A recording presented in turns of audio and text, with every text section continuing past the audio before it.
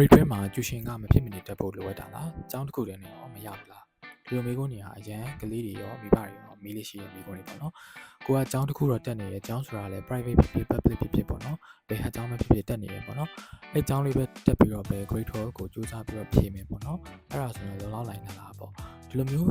အကြောင်းအကြောင်းသူတွေမိဘတွေအနေနဲ့ပေါ့နော်တည်ထားတဲ့တစ်ချက်ကတော့ကိုယ့်ရဲ့ကလေးစီနေအများကြီးမူတည်ပါတယ်အကြောင်းသားဆိုလို့ရှိရင်ကိုယ်တိုင်အခြေအနေမှာမူတည်ရပေါ့နော်တချို့တွေအကြောင်းကျူရှင်ပေါ့နော်ဒီကတော့ကျူရှင်နေမယူဘဲနဲ့တေချာအဆင်ပြေနဲ့အောင်သွားတယ်ကြော်ဖြတ်သွားတယ်ဆိုတာတော့ဒါသူတို့ရဲ့ပင်ကိုဉာဏ်ရည်ဉာဏ်သွေးကောင်းလာတဲ့ပါတယ်လို့မျိုးသူတို့ရဲ့ဒီစူးစမ်းအထောက်မှုပေါ့နော်လေးလာတဲ့စူးစမ်းအထောက်မှုပုံစံမျိုးလို့သွားပြီးတော့မှသွားတာဖြစ်တဲ့ကြောင့်မလို့ကိုကလည်းသူတို့လိုပဲဖြစ်နေတယ်ဆိုလို့ရှိရင်တော့သူတို့တိုင်းလိုက်ပြီးတော့လုပ်နိုင်ဖို့အရင်အရေးကြီးတယ်ပေါ့နော်အဲ့လိုမဟုတ်ဘဲနဲ့ပုံမှန်ဒီလိုမျိုးအကြောင်းသူ10-11ဘဝကလည်းမျိုး ACC လေးပဲ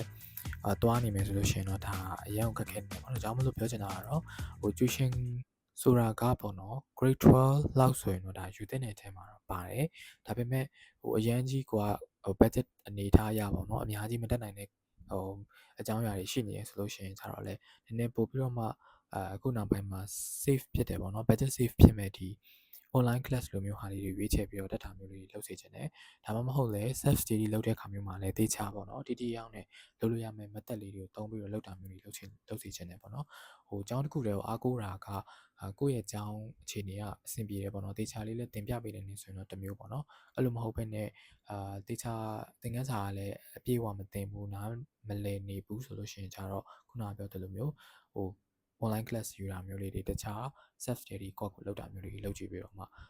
ကိုအနေနဲ့တွားစီချင်ပါတယ်အားလုံးပဲနားလည်ကြမယ်လို့ထင်ပါတယ်